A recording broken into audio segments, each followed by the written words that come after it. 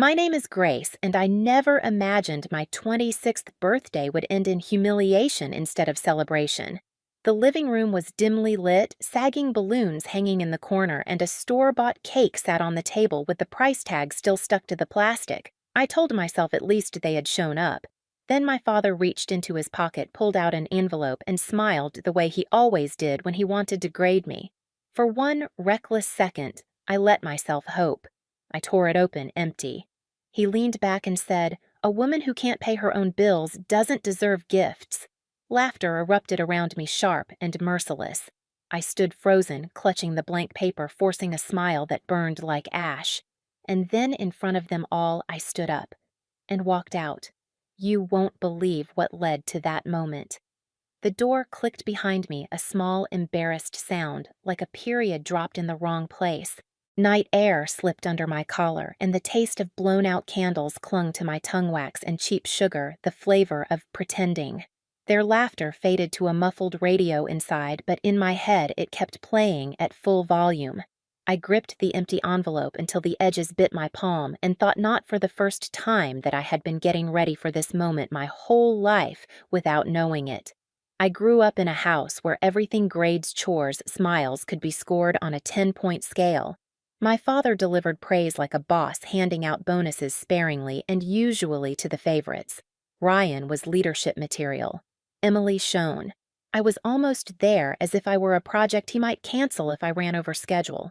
On Sunday mornings, I'd slip out of bed early to make his pancakes just the way he liked them, batter-whisked, smooth skillet preheated until a drop of water danced. I'd wait at the table for him to sit and say something warm. He'd glance at the plate, glance at the clock, and launch into a conversation with Ryan about gym routines and grit a sermon pitched to the son who hadn't cracked an egg. I'd drizzle syrup and listen to the pancake sigh under my fork, soft the way something in my chest turned soft and shapeless, too. There were parties with rented speakers and photo slideshows, just never for me. Emily's birthdays had themed backdrops. The dining room would glow like a small wedding. When my birthday came around, budget became a moral virtue. "It's not about the spectacle," my mother would murmur, pushing a supermarket cake across the table, a single candle stabbed into a juice glass because the holder was somewhere. I learned early how to swallow celebration before it reached my throat. Before prom, Emily got a salon day and a photographer in the front yard. I hemmed a second-hand dress under my desk lamp, pinning and stitching until the thread puckered along the seam. The needle slipped once and a bright dot bloomed on the fabric. I pressed my finger to my tongue and tasted metal, then kept sewing. When I came downstairs and asked how I looked, my mother said, "Simple as nice." My father didn't look up from his laptop. "Curfew's 11, he said.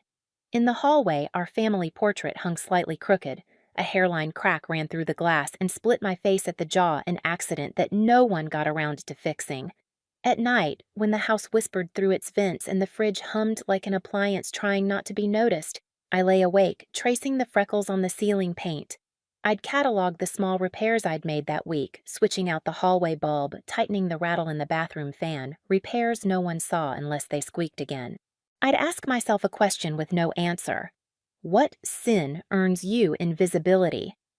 Sometimes I'd creep to the kitchen for water and catch my reflection in the dark window, a girl ghosted out by her own home. There were glints of kindness that didn't come from them. My grandmother, sitting with me on the back steps one leaf-red afternoon, pressed her warm, paper-thin hand over mine.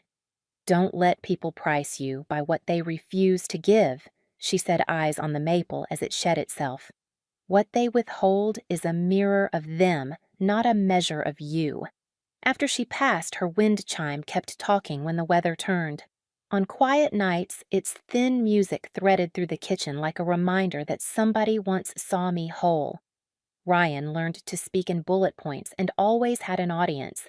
He could spill cooking oil and leave the paper towels for me, then give a speech about accountability to anyone who'd listen. Dad bought him a watch for a promotion and toasted to seizing opportunity. I stood at the sink, rinsing Flute's sleeves damp to the elbow bubbles, slick and rainbow. Emily turned every errand into content lattes with Heart's white sneakers on a brick step, the kind of brightness that begs for "so proud of you" in the comments. Dad wrote those comments for her. He sent me private messages with advice. Maybe focus on something practical. Still small wins found me like coins on sidewalks. A cafe regular wrote a thank you note for a menu caption I'd tweaked. A church bulletin I designed drew more volunteers than expected.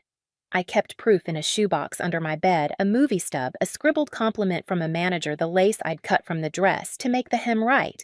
The lid creaked when I opened it, and the smell cardboard and a little dust like the air inside a book steadied me. If the box could exist, then so could I.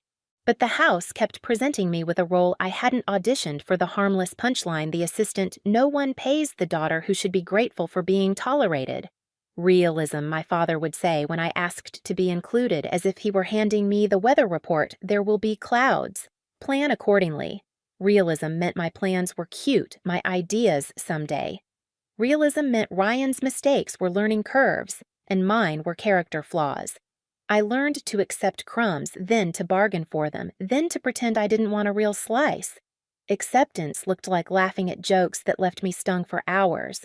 Bargaining looked like offering to take Emily's photo really quick if she'd please help me carry in the groceries.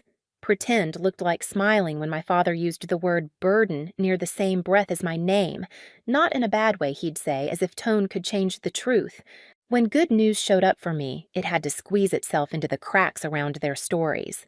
I started taking on tiny freelance gigs, caption cleanups, a logo for a neighbor's bake sale, a flyer somebody needed by morning.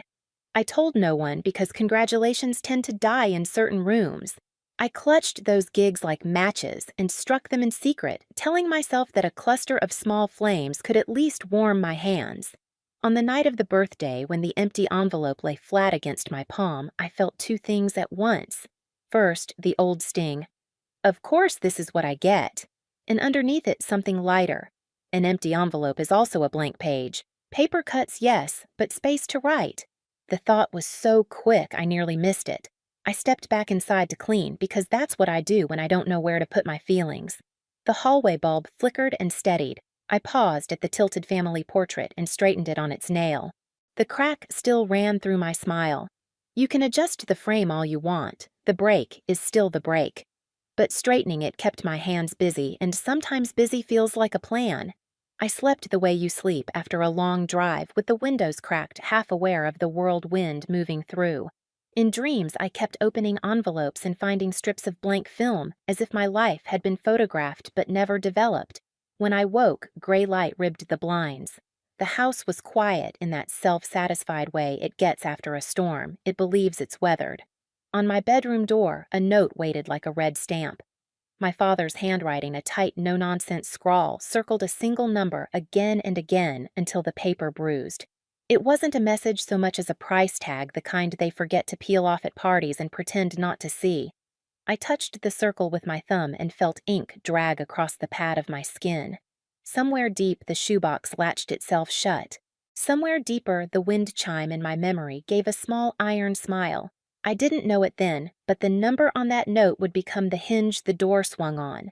A sum that could turn a house into a ledger and a daughter into a debt line. I read it twice, 3 times, hearing my father's voice, as if he were in the hall already rehearsing the speech he loved to give about teaching responsibility. And yet, beneath the familiar humiliation, something steadier took root. A sentence formed not out loud, but in muscle and bone. I will not disappear. The number on the note haunted me all day, even after I peeled it off my door and shoved it into the wastebasket. 900. It wasn't just digits scrawled in red ink. It was a line in the sand. I tried to focus on my shift at the cafe, but every time I rang up a latte or wiped down a table, the number resurfaced like graffiti sprayed across my eyelids. 900. Half my paycheck, half my air supply. That evening, my father gathered everyone in the living room. He did it the way kings summon their subjects, a clap of the hands, a voice pitched to carry. Emily rolled her eyes but obeyed, thumbs still darting across her phone screen.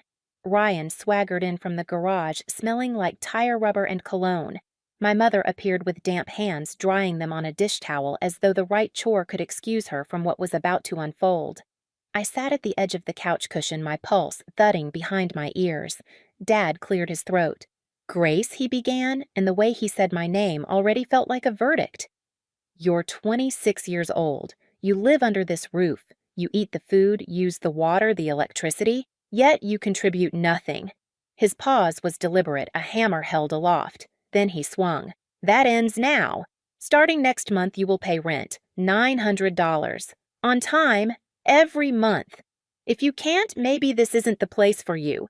The room seemed to tilt. 900! I managed my voice a cracked whisper.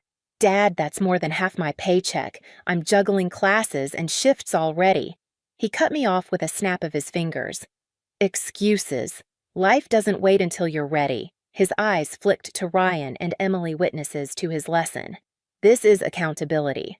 Ryan smirked, leaning forward like a spectator at a game. Honestly, about time. If it were up to me, she'd have been paying years ago. His voice dripped with satisfaction, the grin of someone who had never once been asked to sacrifice. Emily giggled, her nails clicking against her phone screen. When she moves out, I'm finally taking her room. It's way bigger than mine. She said it like a joke, but her eyes sparkled with hunger. My chest tightened, heat rushing up my neck. 900 wasn't responsibility. It was exile, a clean way of saying you don't belong here. I glanced at my mother, desperate for an ally. She swallowed hard, then said softly, Grace, maybe this will be good for you. Pressure makes diamonds. You'll thank us one day. The words landed like salt on raw skin. Thank them for turning my survival into punishment. My throat burned, but I swallowed it all, the scream lodged in my chest, the tears threatening to spill. If I broke down now, they'd call it proof. Immature. Irresponsible. Ungrateful. I curled my nails into my palm until crescents marked the skin. Then I forced my lips into a nod. Fine, I whispered. Dad leaned back satisfied, as if he'd just delivered a sermon that would be quoted for years. Ryan smirked wider. Emily clapped her hands together like she'd won a prize. Mom's face softened into pity, which was somehow worse than cruelty. And me. I sat still, a storm sealed tight inside, every word I wanted to shout coiled in my throat. They thought they were tightening a leash around my neck. They didn't realize I'd already started weaving something else, thin threads of escape, fragile but real. The weeks that followed were some of the hardest of my life. $900 might as well have been 9,000. After handing over the rent envelope each month, I had scraps left for food, tuition, gas. I stretched groceries until they barely resembled meals, rice watered down into soup pasta served plain with a shake of salt. I skipped lunches telling coworkers I wasn't hungry.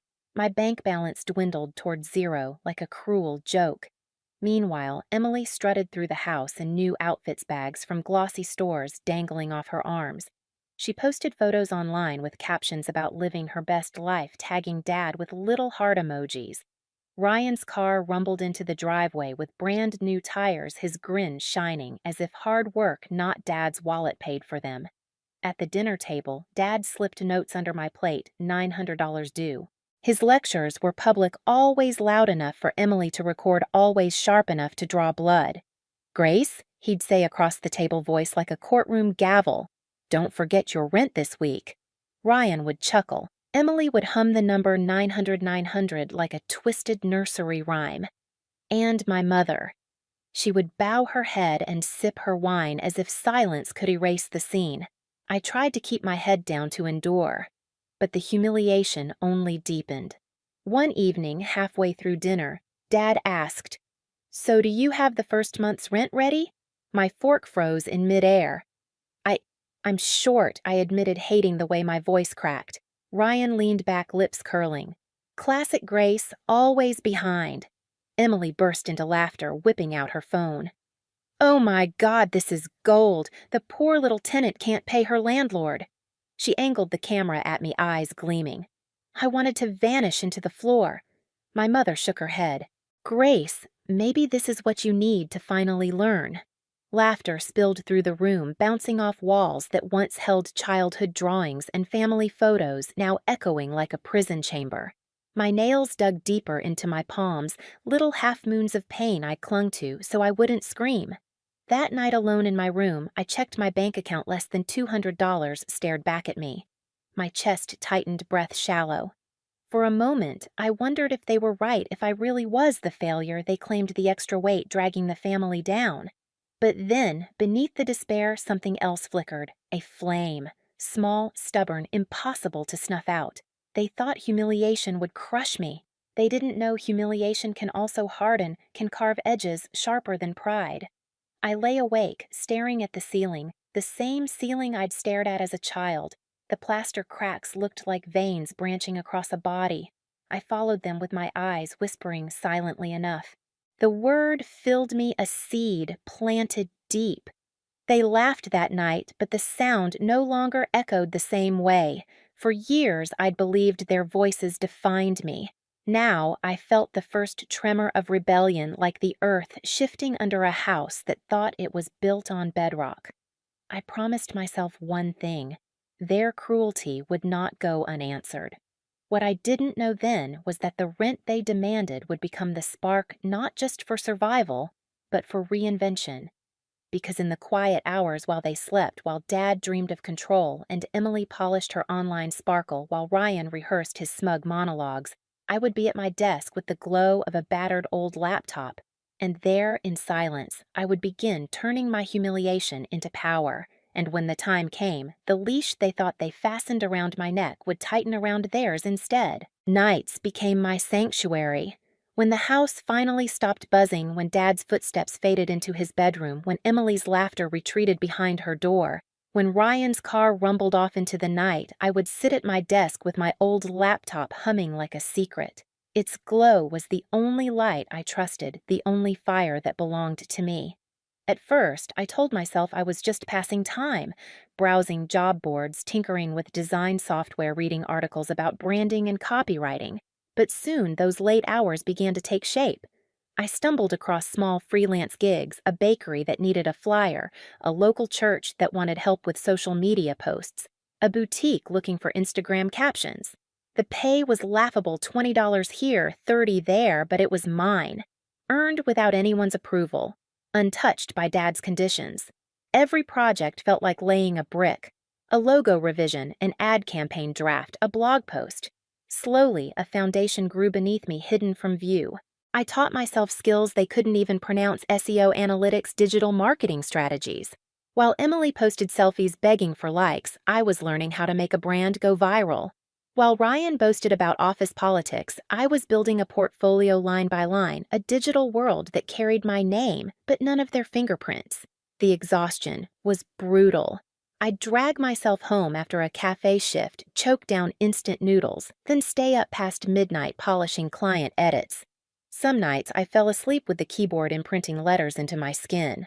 But unlike Dad's rent demands, this exhaustion didn't humiliate me, it gave me hope.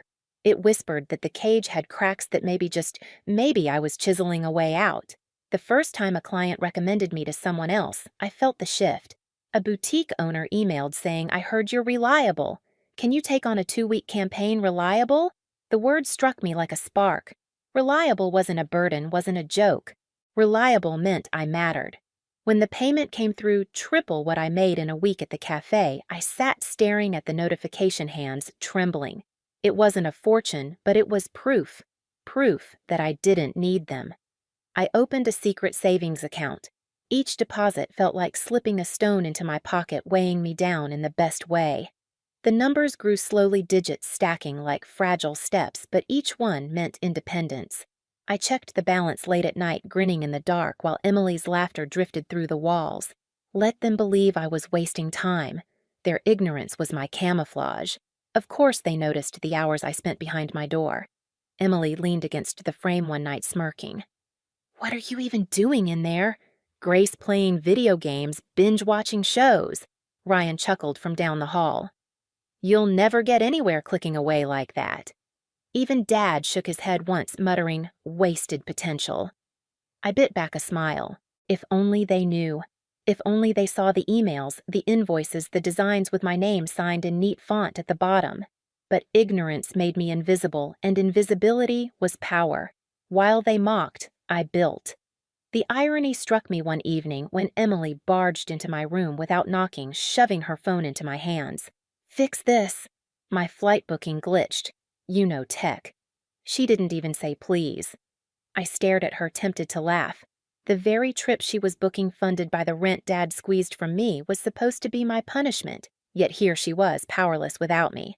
I fixed it quickly, silently, but I tucked the moment away. A week later, Ryan cornered me in the kitchen. "Hey, you're good with words, right? Polish my resume. Make it look sharp." His tone wasn't a request. It was entitlement casual as dropping dirty socks in the hall. I nodded, said nothing, and filed the memory beside Emily's. Then Dad handed me a stack of tax documents. "You're better with computers. File these online." "I don't have the patience." His voice was gruff, but his eyes betrayed something else: dependence. The man who had humiliated me with an empty envelope now relied on me to keep his finances from unraveling. That's when it hit me. They needed me. All of them. Emily couldn't book a flight without me. Ryan couldn't sell himself without me. Dad couldn't navigate his taxes without me. They had painted me as the weak link, but I was the one holding invisible threads that kept their lives from fraying. I didn't flaunt it. I didn't even let myself smirk where they could see. I just nodded, fixed their problems, and stacked every favor in a mental ledger. Each task was proof. Proof that their control over me was an illusion. Proof that the leash they believed they held was already slipping through their fingers. Meanwhile, my freelance work bloomed. The boutique referred me to a startup. Soon, I was on video calls suggesting strategies, designing campaigns. They listened. They valued me. For the first time, I wasn't a punchline. I was a voice in the room, and people wanted to hear it. At night, I sat at my desk after finishing projects, staring at the glow of the screen, and thought about the contrast. In one world, I was mocked and belittled. In the other, I was building a reputation, a future. The gap between the two felt almost funny, like I was living a double life. By day, the family scapegoat. By night, a strategist. And then came the discovery that changed everything. One late night, while finishing a client project, I logged into the family computer. A folder had been left open carelessly. Spreadsheets, bank statements, credit card balances. I scrolled, my stomach tightening. Red numbers everywhere. Overdraft fees, late notices, maxed out cards. Ryan's tires, Emily's trips, even Dad's generous dinners, they weren't paid with success. They were financed with debt. I sat back, stunned. The man who sneered that I couldn't pay my bills was drowning in his own. The siblings who mocked my struggles were floating on borrowed time. Every gift, every luxury they flaunted was built on sand. That night, I copied everything, organized it into folders labeled Simply Proof. Each file was a weapon, each spreadsheet a shield. For years, I thought silence meant weakness. Now, I saw it differently. Silence could also mean calculation. When Emily burst into my room days later, panicking about another failed payment, I almost laughed. The family card was maxed out and she didn't know.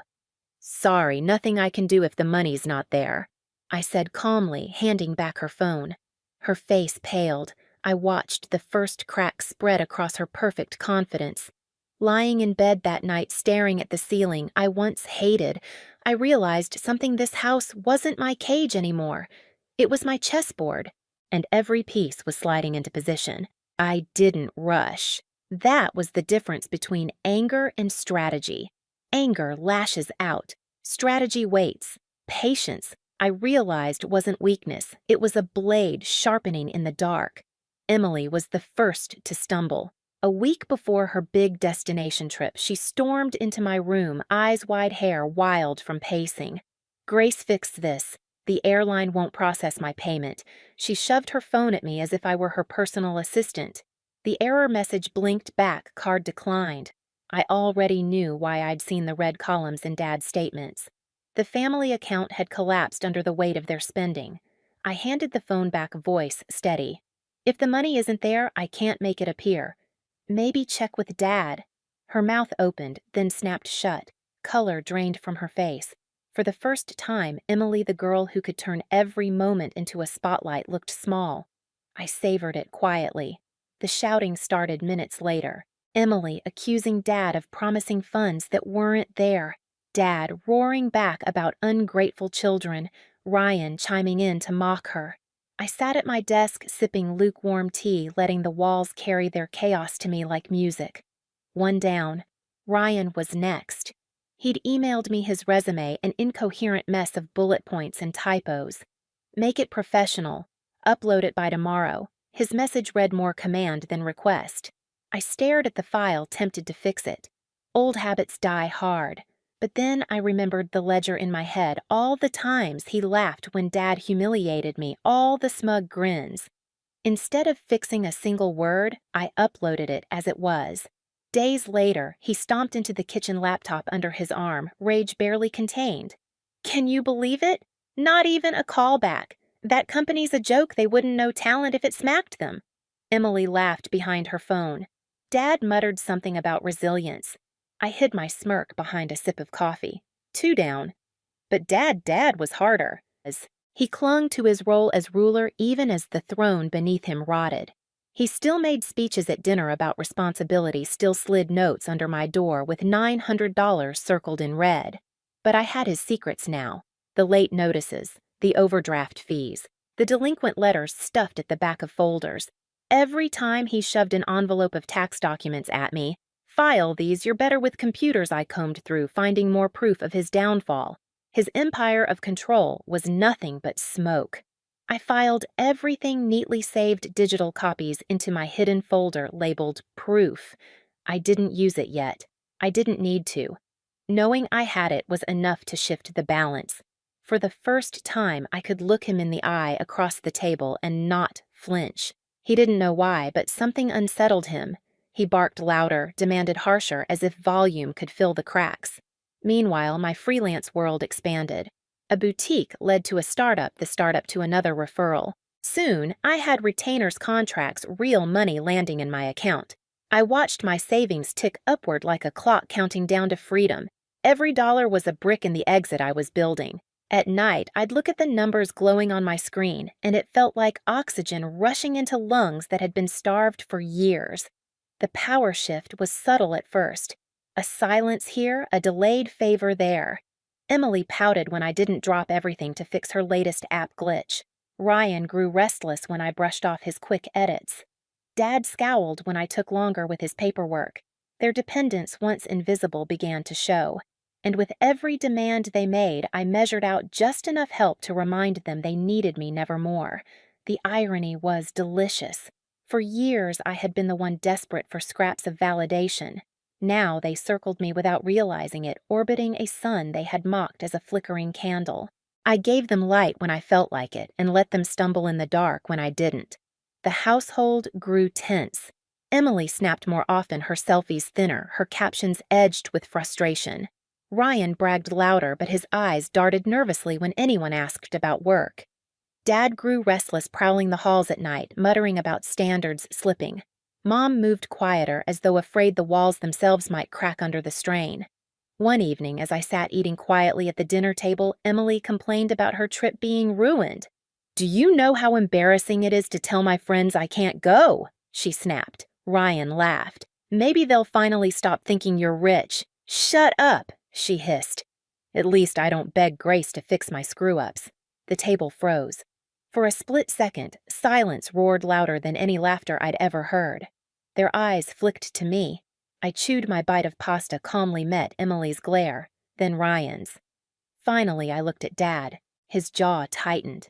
He didn't know what I knew, but he sensed something. The power he'd always hoarded was slipping. That night, lying in bed, I thought about how far I'd come from that birthday humiliation. They still thought of me as weak, but weakness had become my shield, my disguise. I remembered my grandmother's words.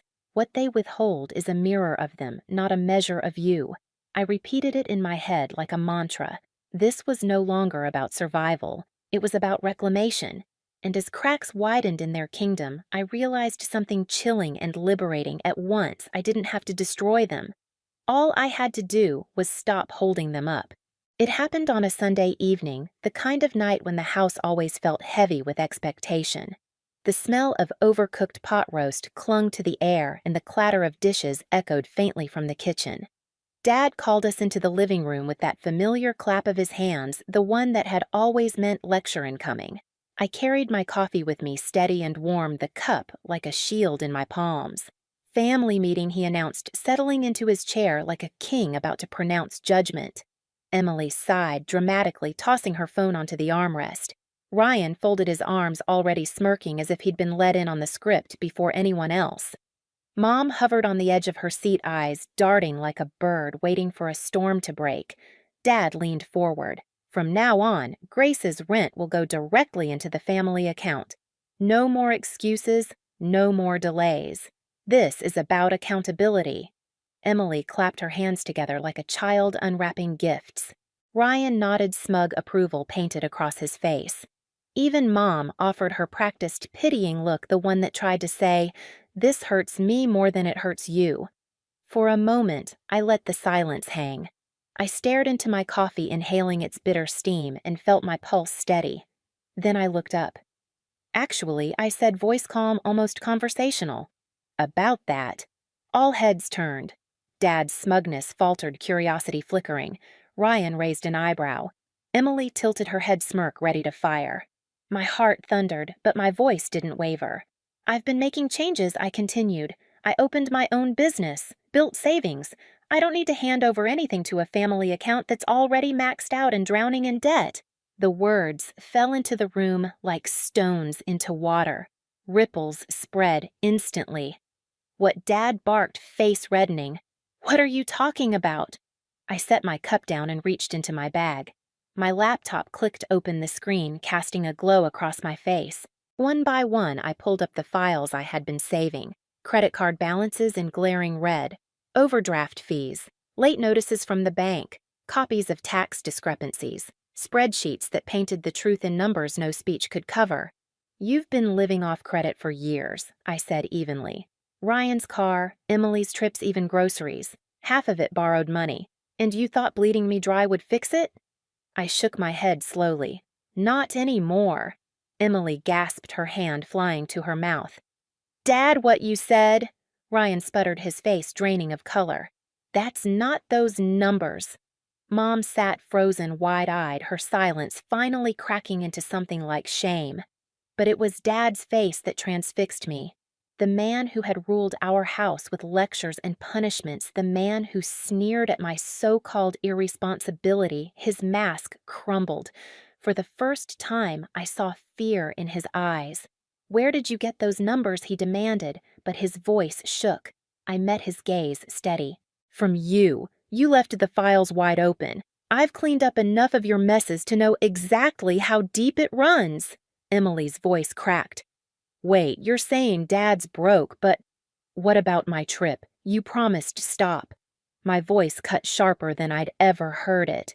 The sound startled even me. Those promises were made on borrowed money. All the likes you brag about online, all the shopping sprees, their smoke. You laughed at me for being broke, but at least I wasn't financing a fantasy I can't pay back. Her mouth snapped shut. For once, Emily had no comeback. Ryan jumped in louder than necessary. "This doesn't change anything. You're still living here, mooching off everyone else." I turned to him, slowly locking eyes. "No, Ryan. What it changes is that I don't need this house anymore. While you leaned on Dad to fund your lifestyle, I was building something real. I have clients, savings, a business. Without me, you don't get your resumes polished, your glitches fixed, your tax mess sorted. Without me, you fall apart." His face went pale. He muttered something under his breath, but the words had no teeth.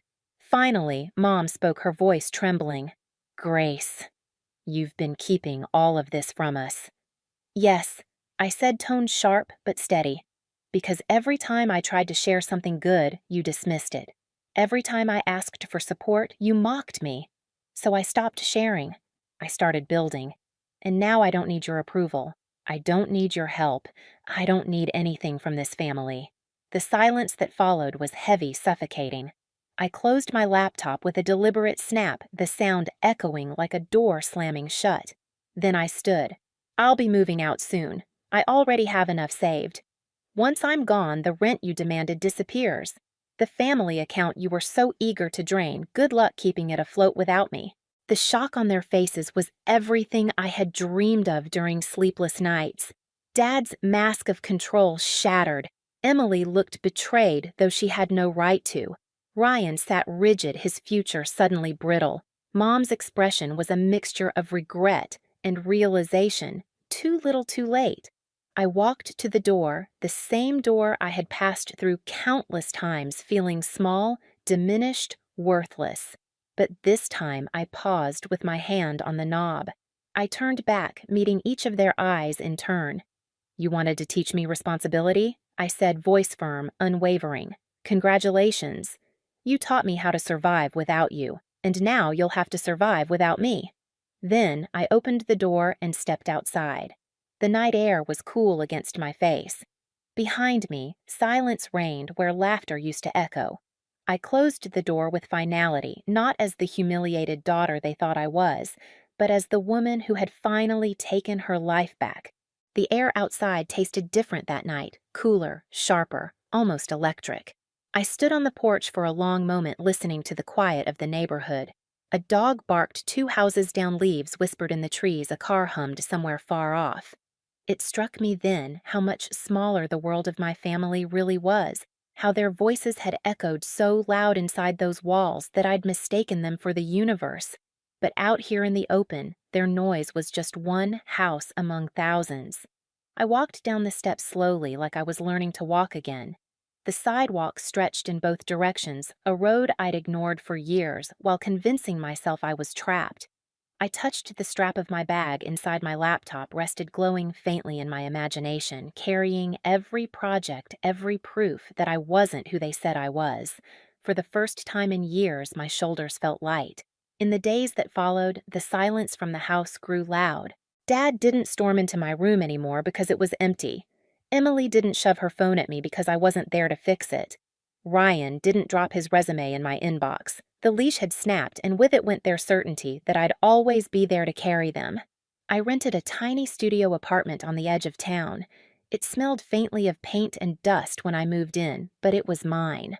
The floorboards creaked when I walked. The water pipes groaned at night, but every sound felt like freedom. I bought a second-hand desk, set up my laptop, and taped a note above it with one word: enough. Work poured in faster than I'd expected. The boutique referred me again. The startup extended their contract, and soon I was juggling more projects than I thought I could handle. Clients called me professional essential, a lifesaver. Words that once felt foreign now stuck to me like a second skin. Sometimes, when exhaustion pressed down, I'd open the shoebox I'd carried with me. Inside were the scraps of my quiet victories, the lace from the prom dress, the movie ticket stub, the old compliment note. But I added something new, a copy of the empty envelope from my birthday. It sat there as a reminder: humiliation can be fuel. I heard from them eventually. Emily called once, her voice brittle, circling around what she really wanted. Her trip had been canceled, her friends whispering behind her back. "You could at least help your sister out," she said. But there was no bite in it. I told her gently that I was busy, and when she hung up, I didn't feel guilt. Ryan sent a curt email attaching his new resume, asking if I could make it competitive this time. I let the message sit unread. For years, my worth had been measured by how quickly I bent to their needs. Now, silence was my answer. Dad was the last. A letter arrived one morning, scrawled in his handwriting. Inside, no lecture, no gavel. Just a single line: "If you think you're better off without us, then I hope you're right." The words were meant to wound, but I read them twice and felt nothing but clarity. Better off without them wasn't a hope, it was a fact. And Mom, she never wrote. But sometimes late at night, I imagined her walking past my empty room, her eyes catching on the blank walls, her silence finally loud enough to hear. Freedom didn't come as fireworks. It came in small, steady ways. Cooking my own meals, no one mocking me for eating leftovers. Working late on campaigns, no one calling it wasted time. Sitting by the window on Sunday mornings, sipping coffee, no one comparing me to Ryan or Emily. Every quiet moment was proof that my life was mine. Yet sometimes I'd catch myself wondering, did they ever think of me? Did Dad still give his speeches only now, with a hollow space in the audience? Did Emily scroll through her photos and feel the absence of the sister she used to mock? Did Ryan glance at his stalled career and realize he no longer had me to polish the edges? I didn't need the answers. The truth lived in my own reflection now. One evening, as I closed my laptop after finishing a campaign that paid more than 2 months of Dad's rent demands, I stepped onto my balcony. The wind carried the faint sound of a chime from a neighbor's porch, and I thought of my grandmother. Don't let people price you by what they refuse to give. She was right. They withheld love, respect, and support not because I lacked worth, but because they lacked the ability to see it, and in their blindness, they taught me the most important lesson to see it in myself. The skyline in the distance glowed city lights, flickering like 1,000 open doors. I leaned against the railing, breathing in the night, and let the memory of that birthday fade into something else, not a scar, but a spark. Because I wasn't the fool with the empty envelope anymore. I wasn't the punchline. I wasn't the daughter left behind. I was Grace, and I had survived. No more than that. I had begun. Have you ever been treated like the unwanted one in your own family, like nothing you did was ever enough? What would you have done if you were in my place, standing there with that empty envelope in your hand? Share your story in the comments below because your voice deserves to be heard.